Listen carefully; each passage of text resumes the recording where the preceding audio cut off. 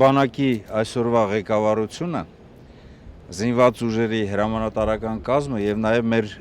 ժողովուրդը, յուրաքանչյուր քաղաքացի քաջ գիտակցում է համապետական այս կարևոր միջոցառման պատշաճ մակարդակի եւ ազնիվ կերպով իրականացման անհրաժեշտությունը, այսինքն զինված ուժերի համալրումը եւ պրոֆեսիոնալ կազմի ընդլայնման եւ նաեւ զորակոչի արդար իրականացման արդյունքներում։ Անկասկած մենք յուրաքանչյուր տարի բարելավել, այս տարի էլ բարելավում ենք եւ հետագա տարիներին երևի թե ավելի նոր մեթոդներ, ձևեր կգտնենք ավելի արդար իրականացնելու համար։ Այս զորակոչից ես գոհ եմ, որովհետև երկրորդ տարին է մենք զորակոչի անցկացման ժամկետներն ենք կրճատում։ Մենք շարունակում ենք վիճակահանությամբ բաշխել ըստ զորամասերի եւ անկասկած նաեւ նախազորակոչային պատրաստության ժամանակ թե կցագրում, թե բժշկական բոլոր խնդիրները այսօր ավելի բարձր մակարդակի ենք մենք կարողանում անկասկած իրականացնել։ Այս զորակոչը արդեն երկրորդ զորակոչն է, որ մենք նաև կանխարգելիչ պատվաստումները իրականացնում ենք հենց նախազորակոչային ժամանակահատվածում, որպեսզի հետագայում ծառայության այդ հարմարվողականության process-ի ընթացքում զերծ մնանք տարբեր տիպի զարգացումներից եւ ավելի առողջ զինծառայողներ ունենանք մենք արդեն ծառայության ընթացքում։ Ես քիչ առաջ հանդիպեցի մեր զորակոչիկների ծնողների հետ եւ իմ պատգամը մեր զորակոչիկներին 3-ն էր, լսել ծնողների ասածը, արագ մտնել զինվորական ծառայության մեջ եւ խելացի հրամանատարների խելացի ղեկավարմամբ տիրապետել հայրենիաց պաշտպանի մասնագիտությունը եւ լավ կերպով ծառայել հայրենիքին եւ անկասկած դա նաեւ կապահովի յուրաքանչյուր քաղաքացու արական սեռի քաղաքացու սահմանադրական պարտքի գիտակցաբար կատարումը։ Այսօր ես չտեսա որևիցե մի զորակոչիկի, որը որ չէր ցանկանում կամ գիտակցաբար չէր ներկայացել եւ ինչպես ավանդաբար նախկինում եղել է, նաեւ ընտանիքներում այսպես քեֆով, ուրախությամբ զինվորական ծառայության ընթացքում համապատասխան հաջողություններ ունենալը։ Մենք տարեց տարի մեր բանակը դարձնում ենք մարդակենտրոն բանակ, որպեսզի մեր բոլոր քաղաքացիները հասկանան, որ յուրաքանչյուր անհատ, յուրաքանչյուր զինծառայող ոչ թե բանակի հրամանատարական կազմի համար ռեսուրս է, այլ անհատականություն է, որից կախված է բանակի մարտունակությունը եւ այդ անհատականությունը հնարավորություն ունի բանակում եւ սովորելու եւ արագ տիրապետելու զինվորի մասնագիտությունը եւ նաեւ ապահովելու նրա զարգացումը, չէ՞ որ մենք նաեւ լուրջ ուշադրություն ենք դարձնում նաեւ մարդու իրավունքների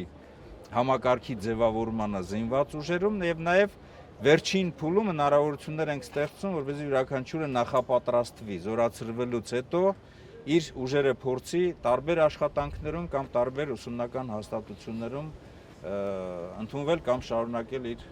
ուսուցումը։ Կոռուպցիոն ռիսկերի նվազեցման ուղղությամբ պայքարը պետք է շարունակական լինի եւ ծնողներին հորդորեցի, որ նաեւ նրանց օգնությամբ մենք կարող ենք կոռուպցիոն ռիսկերը ընդհանուր առմամբ զրոյացնել։ Նախագահի հրահանգի համաձայն եւ նաեւ հաշվի առնելով, որ մեր շատ երիտասարդներ, զորակոչիկներ միջև բանակը հնարավորություն չունեն ամբողջությամբ ծանոթանալու Հայաստանի Հանրապետության պատմամշակութային արժեքներին, մենք հնարավորություն ենք տալիս առաջին հերթին Երևանում ծանոթանալու, այցելելու Ծիծեռնակաբերդ, Մատենադարան, Պատմության թանգարան եւ նաեւ բոլոր մարզերում հնարավորություն ենք ստեղծում, որպեսզի հրամանատարների աջակցությամբ, անմիջական ղեկավարությամբ նրանք այցելեն տվյալ մարզի պատմամշակութային արժեքներին ծանոթանալու համար, որովհետեւ պատմամշակութային արժեքներն են, որ նաեւ այսպես հպարտության եւ պատասխանատվության զգացում են ձևավորում յուրաքանչյուր անհատի մոտ իր հայրենիքի պաշտպանությունը ավելի բարձր մակարդակի իրականացնելու համար։ Սահմանային իրավիճակը այսօր վերահսկելի է։ Հրամանատարների եւ առաջի գծում գտնվող զինծառայողների, նաեւ կրտսեր հրամանատարների խելացի գործողությունների շնորհիվ այսօր ծառայությունը ավելի անվտանգ եւ նաեւ ավելի այսպես խելացի կերպով է իրականացվում։